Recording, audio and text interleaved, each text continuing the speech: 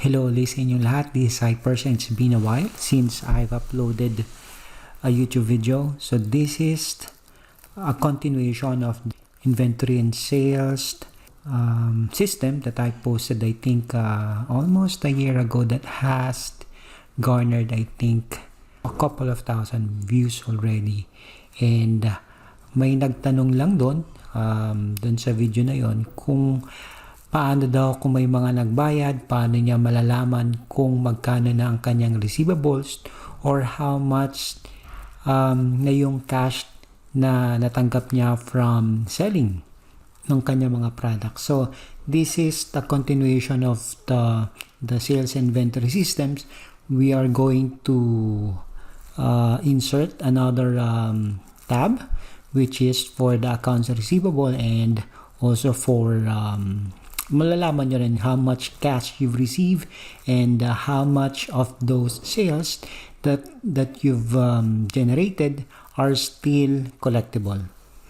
So, okay, let's go and let's make that additional tab. Kung gusto nyo palang panoorin yung old video ko, I'll put it up in the link at the top and also sa description. Okay, let's go. So, yung ating previous version ng ating inventory and sales system, meron lang tayong master file, inventory, tabs, deliveries, and sales. So, ngayon, magka-create tayo ng another tab, which is what we called the accounts receivable or AR. So, bago pala natin i-fill up tong AR tab na to, kailangan lang natin magdagdag ng additional column sa ating sales report. Dito na lang natin ilagay, let's call it amount paid. So since this is already an Excel table, if I type something beside or to the next column nitong table natin, if I hit enter, yung Excel table natin automatically expands to capture yung ating bagong table, and at the same time all the formatting are also copied and all the formulas if we have will be copied down. So ilagay lang natin amount paid, balikan natin to later on para ilagay natin dito sa column na to kung magkano ba ang natanggap nating payment for each for this order number. Okay, let's go to this AR tab. Maglalagay lang tayo ng layout for this AR tab. I'll just paste this. This would be our layout for this tab. Itong ating mga column headers. Pwede rin naman natin gawin is kopyahin na lang natin ito. Kopya tayo, then we'll paste it and then we'll just change yung mga descriptions at the top. Tanggalin ko lang rin yung grid lines para mas malinis tingnan. So, automatically, since I just copied it from the sales tab, then pinalitan ko lang yung mga column headers, it is already in Excel table. For the order number, kailangan natin makuha yung mga order number na nasa sales dito. Since we already have one order number, so kailangan we would be able to copy that order number here. So for the moment, we'll just try to reference that order number. Okay, so ito yung lumabas sa atin ngayon kasi since we only have 2 rows dito and we have 5 rows here, that's why we're getting zeros and we only have one order number for this. Let's just delete it for the moment, no? Delete table rows. So we only have one order initially. So ang gagawin lang natin is we're going to extract yung mga information ng order number na yon. And we'll have to copy it here. So most of the formula we will have to use XLOOKUP. That's the lookup value. Ang lookup array natin is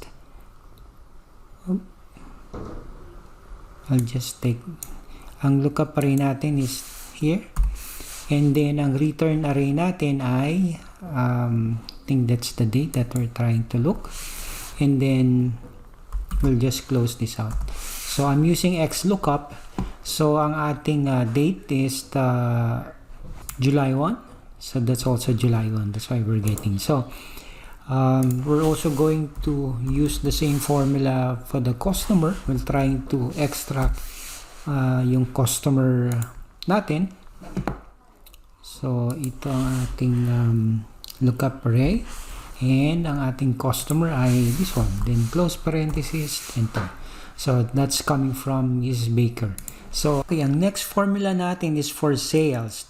So, since we may have several orders or several rows for one order number, katulad nito, for order number 1, we would have probably 2 rows or 2 items. That's why we will need to use the formula SUMIF. So, equals SUMIF. Ang range natin ay, let's go to the sales. Ang order number ang range natin. And then, our criteria is the order number, comma, ang ating sum range is the revenue. So, kung nakikita nyo yung fat arrow, no, it means we're selecting the whole column. So, since this is an Excel table, we just have to click it once we see yung fat arrow. For you to be able to understand, no, yung calculations natin dito, I would recommend for you to watch the first episode or the first the part 1.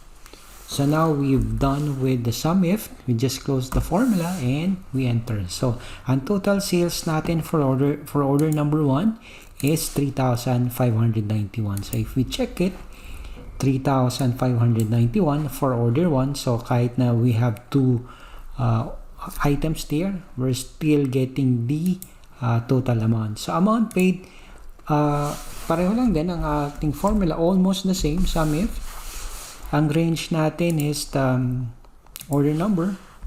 Ang criteria natin is yung order number dito sa accounts receivable tab.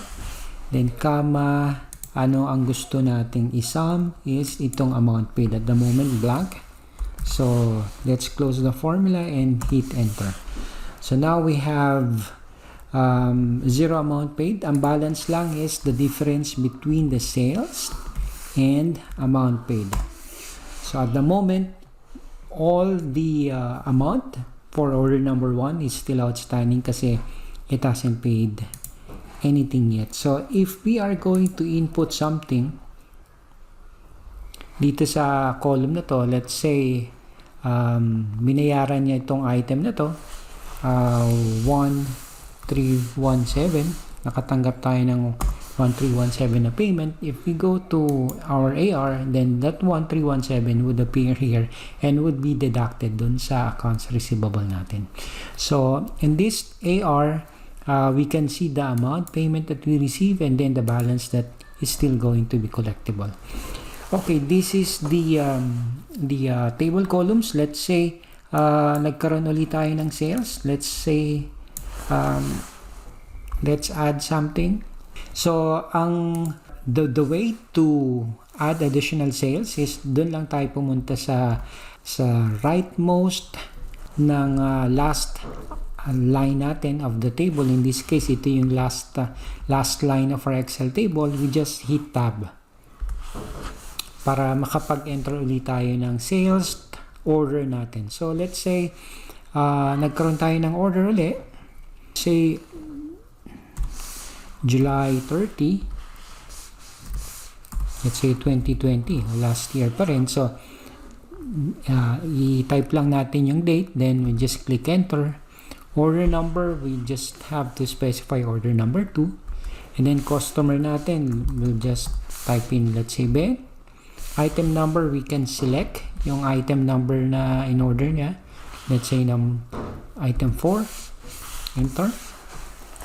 Then automatic, no, it will populate yung description niya, and then quantity, ilan, let's say 4, and then automatic yung revenue, cost, and margin. So, let's say for this specific order, nagkaroon tayo ng sales na 5,604, and then the amount paid, let's say binayaran niya is 5,000. Pero so dapat may balance siya na 604. So let's see paano natin i-carry over dun sa ating AR tab. Let's go to the AR tab. Okay, so at the moment, it's not yet automatic, no? As we can see, yung order number natin dito sa AR, it's still getting only the first order, but the second order is not automatically carried over dito. So, unless we can do it, we would be having some sort of a counter here, no? A number here, a formula, unique. We'll use unique. Now, what we would like to get is the list of unique numbers in the sales order column. So, just highlight this column here, comma. So, ang next is, tinatanong niya, return only unique columns, return unique rows.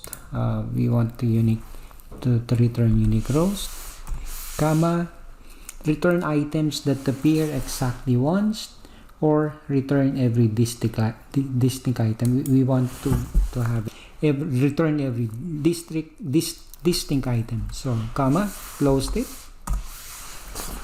Now we're getting dynamic array here. May 1, 2 tayo. So probably that would be a prompt for us. Okay, I have another sales order here that needs to be carried over here. So we'll just change the formula here. Instead na nakaturo siya sa sales, we'll just point it here kasi nandito na naman yung ating mga sales order number.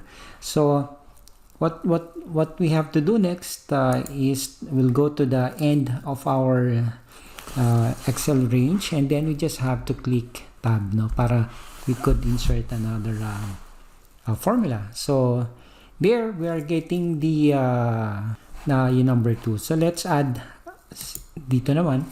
Let's add another one. So let's click tab. 8 15 2020 tab. So order number niya 3. Let's put it John. Number niya is let's say 7. Enter. Chocolate cake in order niya. How many? 2 chocolate cake.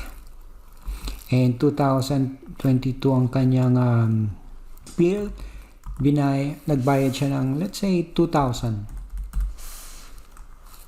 Meron siyang balance na 22 pesos. So, if we go to our AR report natin, the number 3 here is not appearing, but we can see that there is number 3 here.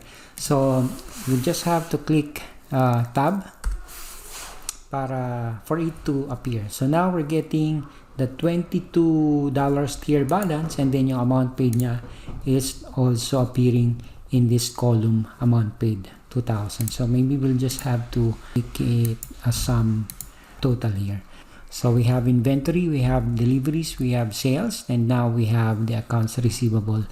So thank you for watching, and see you next time.